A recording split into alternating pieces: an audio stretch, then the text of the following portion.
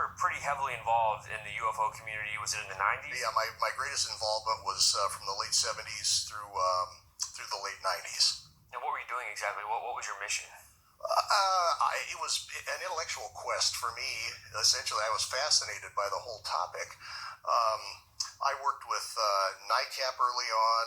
I had got a lot of contact with APRO, the Aerial Phenomena Research Organization, and I ended up as a state section director and then a state director for MUFON for Nebraska. Worked with Citizens Against UFO Secrecy. I was on their board for a while. Just a number of various organizations that helped me to satisfy my own intellectual curiosity. Now, when we think about this alleged group, the Collins elite, I was under the impression from what I've heard, and again, this is why we're meeting, because I need to be able to separate the rumors from what actually took place. Sure. You were contacted by members of the Department of Defense. Correct. Can you walk me through what exactly took place, what you were told? I was contacted by phone. The gentleman wanted to meet with me. He and a colleague said they wanted to meet with me. We arranged a time, met actually not far from here at another hotel here in Lincoln. They explained to me what was going on, the project with which they were involved, and their concerns that it was not only unethical and immoral, but that it was a program that was really connected with the demonic, with satanic forces. They described research into psychic phenomena, psychotronic weapons, the attempted perfection of an ability to kill people at a distance psychically with only the power of the mind. Numbers of things like that. They also mentioned the fact that some aspects of this had slipped into much the same thing as satanic worship in a way to connect, to contact what they referred to as NHEs, non-human entities. They didn't refer to them as aliens because they were certainly aware that these were, although they could manifest in a physical form, they were not in the common sense what we would think of as extraterrestrial. They would fall more into what John Keel termed ultra-terrestrials from some other dimension, and I would argue it's a spiritual dimension. What exactly is the Collins elite? The Collins elite is a term that I did not run across until years after I'd had contact with two researchers from the Department of Defense. The best way I can describe the Collins elite is a group of researchers within various government programs that are attempting to utilize psychic abilities, establish contact, and gain information from non-human sources. These people, these men, because of their Christian faith, oppose this because they see the evil that is inherent in this. They understand that for every good thing that we seem to get from it, every gain in technology that we may accrue, we pay a price. And the researchers that I was in contact with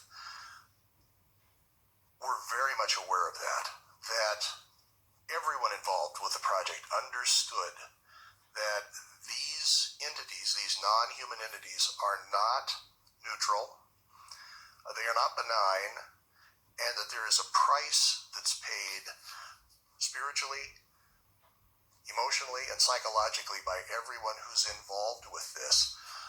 And it's not a very pretty picture. I found it very interesting and somewhat puzzling that they would approach me. And the only reasoning that they gave me was that I had a well-established reputation as a researcher in this field, the field of UFOs and paranormal activity, and the fact that I was a Christian pastor. And they thought that I would bring a good combination and a good depth of knowledge of both of those areas. I could bring that to bear on that. One of the conditions they gave for speaking was that their identity couldn't be divulged. The two that I spoke with, as far as I know, are both deceased now. But they were concerned about retaliation. I think they were more concerned about the spiritual retaliation that they might encounter from these non-human entities that we were trying to manipulate for our own ends. Did they give you any insight at all to some of the methodologies of what was taking place? They used terms such as satanic rituals. They hinted at possible human sacrifice. Very much an occultic type ritual in order to gain access to and communicate with these entities. To me, almost the exact opposite of what you would expect someone involved in the hard sciences to take to try to obtain a result. But in order to obtain the results they sought, they had to take that sort of tack. So yeah, very much what originally started out as scientific experiments morphed into a we can do better, we can accrue better results, greater results if we use these, if we delve into ritual in order to contact these entities. Do you believe that there are currently multiple non-existent operations taking place where entities are in full communication with high levels of government? I've not seen any indication that it has stopped or that it's been replaced. I think it's still going on and possibly expanded over what it was when I was contacted by these men. Do you have any input or an opinion on what we're dealing with here? Are we dealing with shapeshifters? They're all the same? Is it a hierarchy? What are your thoughts? Depending on who creates the taxonomy, there are 10 to 15 different major groups of what researchers will term aliens, that people encounter. And I have no doubt, I'm convinced from the research I've done that what's happening is real. These people are meeting these entities. The only thing I'm not convinced of, are they literal physical beings, or are these spiritual beings that can manifest a physical body? If that's the case, which I believe in most cases, that's the process. How do we trust them? Because they can appear however they choose. That to me seems very much like the role of a demon. And we have to remember, even the very peaceful Nordics, the blonde, benevolent space brothers, who preach a message of peace and love and brotherhood. Paul says, even Satan can appear as an angel of light. Demons are not always horrible and grotesque beings. They can be very attractive and very much give the impression of wanting to create peace and harmony and love, but not the peace, harmony, and love that's rooted in God, but a deception. When you've got the polytheistic Greeks who, the root word of what we call demons today was what daemon, and I was kind of surprised to learn years ago that it was actually a positive idea. It was not a negative thing. In America, we think of the devil horns and scary demons, Sure. But in the ancient world we're dealing with, it was a very positive idea because they had knowledge above what mankind had. And so if you were communicating with a daemon, it was something to be sought after in those pagan religions. Yeah. And it was, for the most part, it was always beneficial to the individual. Not necessarily eternally, but at the time, it seemed very beneficial. And again, another strand in that web of deception. I want to move us into this idea of the Eisenhower scenario. This is a really hard pill to swallow. What can you tell us about Eisenhower's connections with these entities? There's information, there's some documents, some letters written by Meade Lane and others that seem to be in the know to a degree, that in 1954, Dwight Eisenhower disappeared for an evening. The excuse that was given was that he was rushed to a dentist for a dental emergency. The story that seems to be pretty pervasive is that he was actually taken to Holloman Air Force Base, where he met with an alien. And allegedly some sort of treaty was signed between, at the very least, the United States government and this entity for the exchange of technology. What we promised to give them in return for the technology, I've never seen a lot of description given about what that might have been. And it may be that no one knows for certain, other than a very limited number of people. Eisenhower's granddaughter is a great proponent of saying this did happen. This is an actual event embedded in family history and well established in terms of the family recognizes that this happened. That is one, I think, of the opening doorways into contact with these non-human entities. With the two gentlemen who spoke with me talking about non-human entities and the attempt to contact them, I can see the Roswell crash fitting into a timeline of disclosure, if you want to put it that way, that could lead eventually to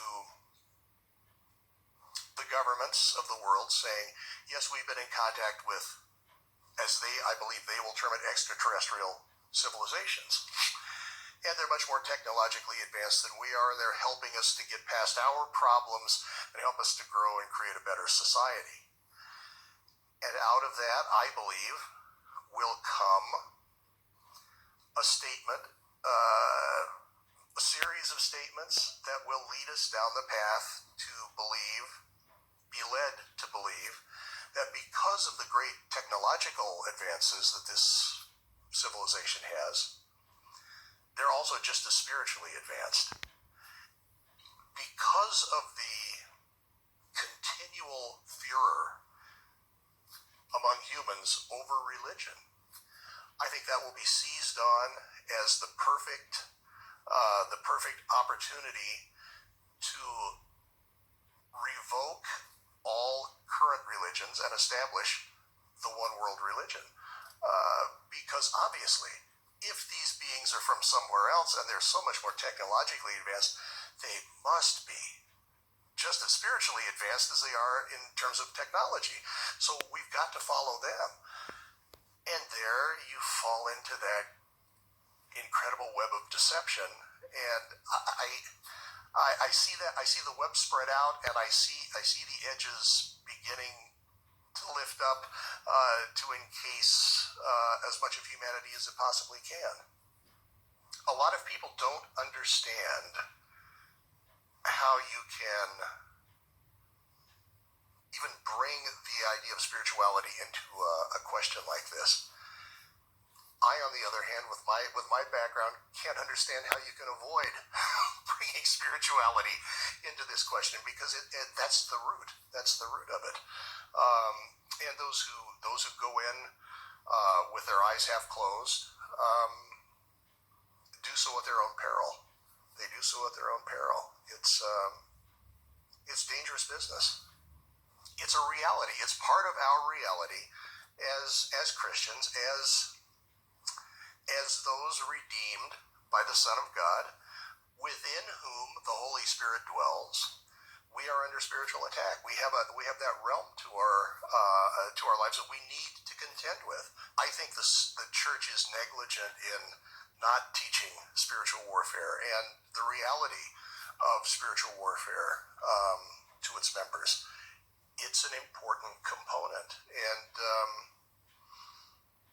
you don't pull an 18-year-old boy out of high school and stick a uniform on him and drop him onto a battlefield in Afghanistan or Iraq. You have to be trained. You have to be trained. And I think the church fails to train its warriors in how to fight. And it's an important thing for me to be able to be part of this. Justin, I appreciate it. Thank you so much.